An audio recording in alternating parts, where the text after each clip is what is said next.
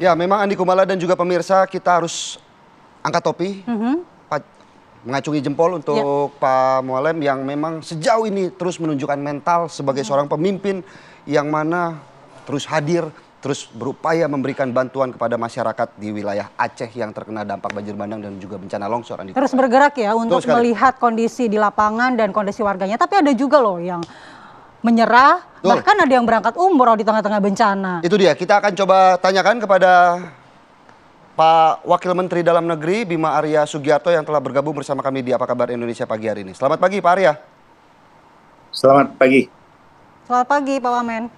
Baik, Pak Wamen, memang kita ketahui bahwa sejauh ini ada beberapa fenomena yang kemudian terjadi di wilayah Aceh. Salah satunya adalah beberapa tokoh-tokoh di wilayah sana memang pertama mulai mengeluarkan surat bahwa ketidaksanggupan mereka untuk menangani bencana. Seperti apa kemudian Pak Wamen menanggapi fenomena-fenomena yang terjadi saat ini di sana?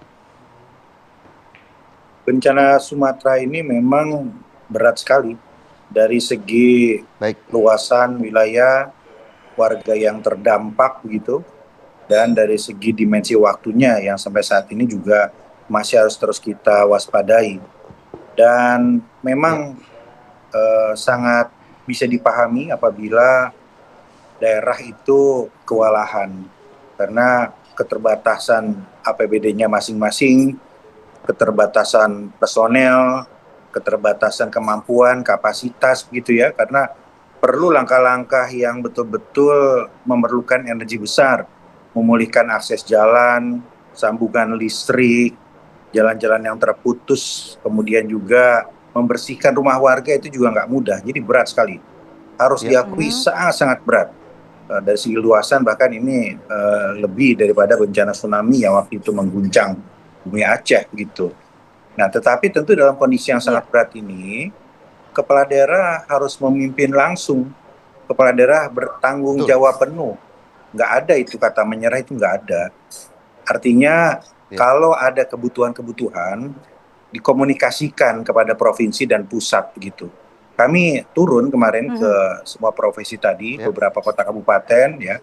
Saya mengapresiasi para kepala daerah yang nggak pernah pulang ke rumah, standby terus berkeliling di posko-posko, memonitor keadaan, mengantisipasi apabila terjadi banjir-banjir susulan begitu ya.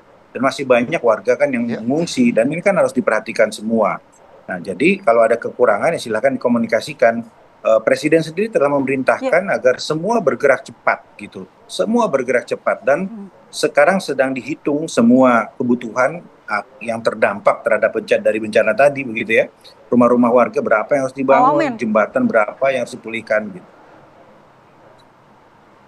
Ya, Pak Wamen, kalau kita lihat ada banyak yang beredar surat dari kepala daerah di Aceh yang menyatakan bahwa mereka tidak sanggup lagi untuk mengatasi bencana di daerah mereka. Apakah memang Kementerian Dalam Negeri menerima secara resmi surat-surat tersebut dan apa interpretasi dari Kemendagri terkait kata menyerah begitu dari kepala daerah? Dalam kondisi seperti ini ya seharusnya kepala daerah bisa menunda dulu agenda-agenda pribadi, fokus untuk penanganan pemulihan bencana, berada di tengah-tengah warga. Dan tidak pernah ada izin dikeluarkan kepada Bupati Aceh Selatan. Dan dalam catatan kami bahkan permohonan diajukan dari Bupati kepada Gubernur Aceh itu sudah ditolak. Artinya setelah ditolak, tidak ada izin juga di Kemendagri, ya semestinya juga ini yang bersangkutan melanggar peraturan. Baik, Pak Wamen, lalu bagaimana kemudian koordinasi sebenarnya antara komitmen pemerintah daerah dengan pemerintah pusat ketika terjadi bencana yang dampaknya cukup parah seperti ini? Ya, kami melakukan koordinasi dengan sangat intens.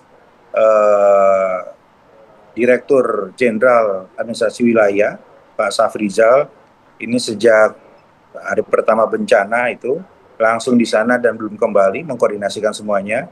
Saya pun berkeliling memastikan kepala daerah itu menjalankan tugasnya. Kami melakukan pertemuan-pertemuan untuk melakukan koordinasi melalui Zoom supaya efektif begitu dan memfasilitasi kebutuhan-kebutuhan dari para kepala daerah dengan kementerian terkait, dengan BNPB gitu ya.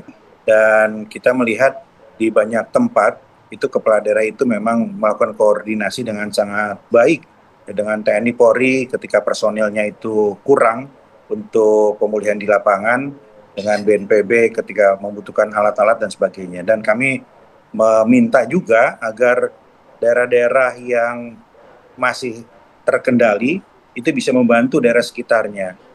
Kami minta untuk tolong dikirim alat-alat berat, eskavator, bahkan petugas Pol PP, Damkar ya untuk dikirim ke kota-kota tetangga, daerah sekitar gitu, dari provinsi lain. Kan bisa teman-teman di Jambi, teman-teman di Bengkulu, teman-teman di Pekanbaru itu mengirim ke daerah-daerah sekitar, ke Padang dan sekitarnya misalnya.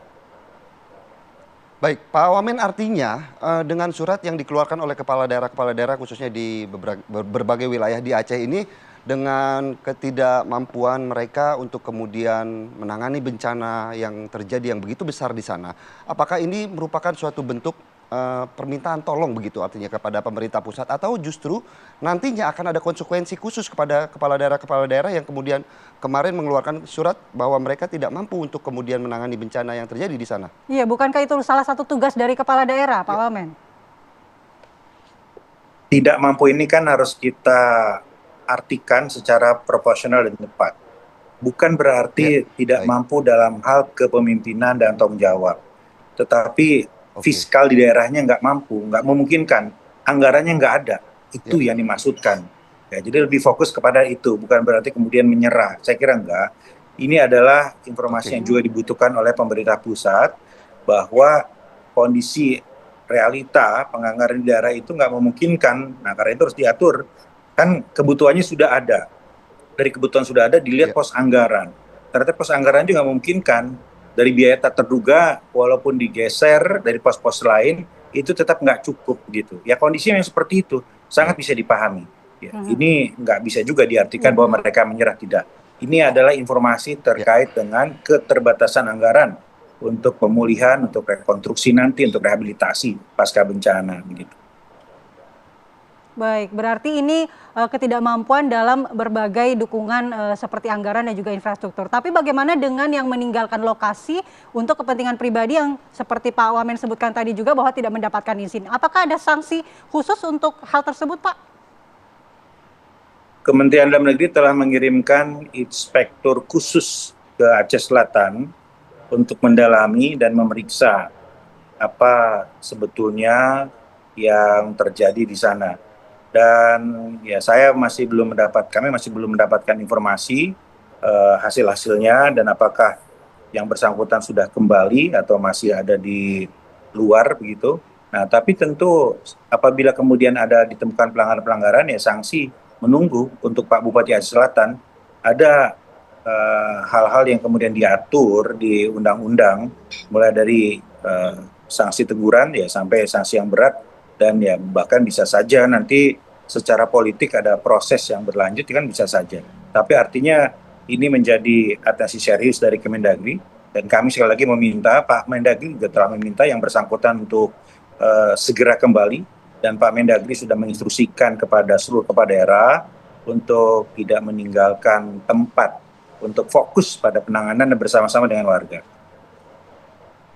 Baik, Pak Wamen, sedikit kembali menegaskan bahwa surat-surat yang kemudian kemarin viral di beberapa media sosial, bahwa memang ada beberapa kepala daerah yang menyatakan ketidakmampuan untuk kemudian menangani banjir, mungkin dari sisi pendanaan, kemudian juga fasilitas. Tetapi kemudian kenapa Pak di surat itu tidak bahasa atau mungkin kata-kata yang digunakan adalah meminta tolong kepada pemerintah pusat untuk kemudian ikut membantu penanganan bencana banjir bandang dan juga longsor di sana, Pak Wamen?